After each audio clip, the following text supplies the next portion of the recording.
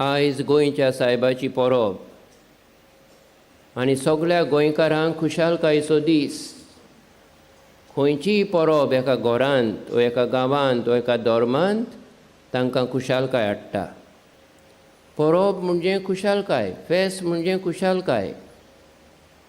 पूण आमकां ही परब न्हयच फेस्ताची खुशालकाय पूण अदीक सांताची खुशालकाय.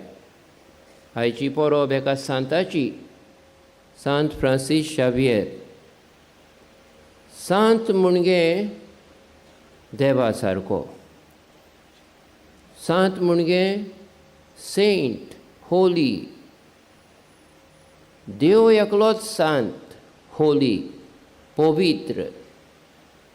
पवित्र म्हणजे कांयच अपवित्र ना, कांयच चूक ना, सगळ्या बऱ्यापणाची सोपूर्णाय, सगळे बोरतेन ताचे सवे मेवता.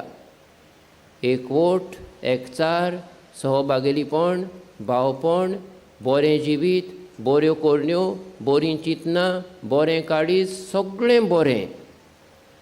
त्या पासून देव एकलोच पवित्र. आनी ह्या पवित्र देवान जेजूक संवसारांत धाडलो आमा मनशां सगळें. जेन्ना आमी पातकान पडलेल्यो, दोशी जालोल्यो, फुटी घालताल्यो, तेन्ना आमकांय पवित्र करूंक, म्हणजे आमच्याय काळजांनी बरेंपण वाडोवंक, आमच्याय काळजांनी एकवट वाडोवंक, एकचार वाडोवंक. हें जावन आसा सेंटली लायफ. भाग्योंत फ्रांसीस शावियर सांत देवा भाशेन, देवाचे वाटेन वाडलो आनी देवाची वाट ताणें धरली. शिकलोलो मनीस, पूण शिकपा येवन, आपले जानबा येवन देवाची ओळख ताका बरी लागली.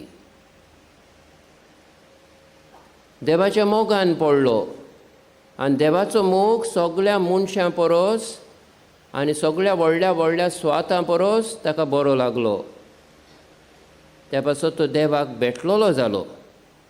ताच्या काळजान देवाच्या मोगाचें आखटें पेटलें. आमकां मागण्यांत सांफ्रास्काच्या मेवता, ताचें काळीज देवाच्या मोगान लासतालें.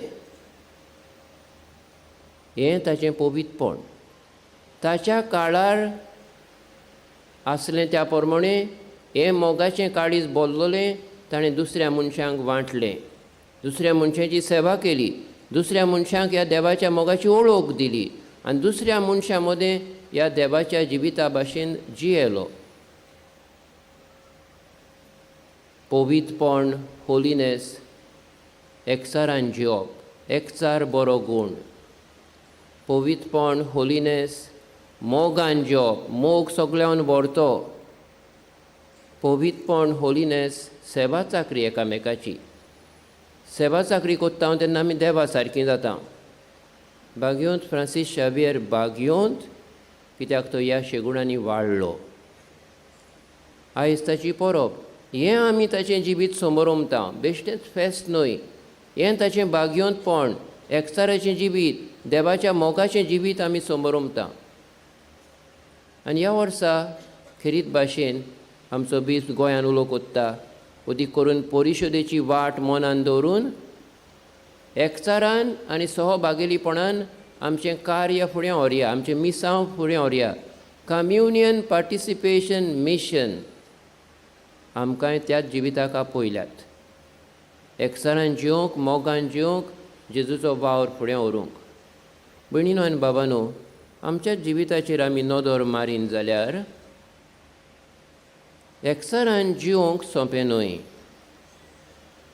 एकचाराची वाट वळखून ती सांबाळूंक सोंपें न्हय. आमी जायतें करपाचें आहा. एकचारान जिवंक, करूंक शिकुया, एकचारान जिवंक वावरुया. सहभागिलीपणान, मोगान जिवंक सोंपें न्हय.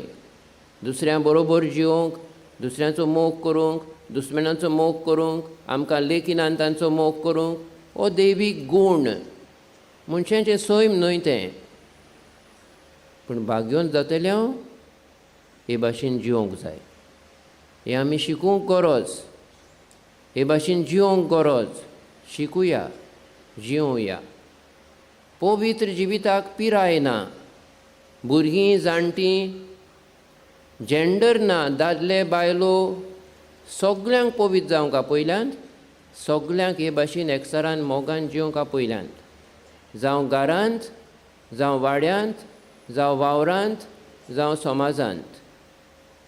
शिकुया ही वाट, जिवोया ही वाट, आनी हाचे वरवीं आमची खुशालकाय वाडटली. आमी दुसऱ्यांक खुशाल कोत्तले आनी हे भाशेन आमचीं घोरां बरीं दादोसकायेन बोदतलीं.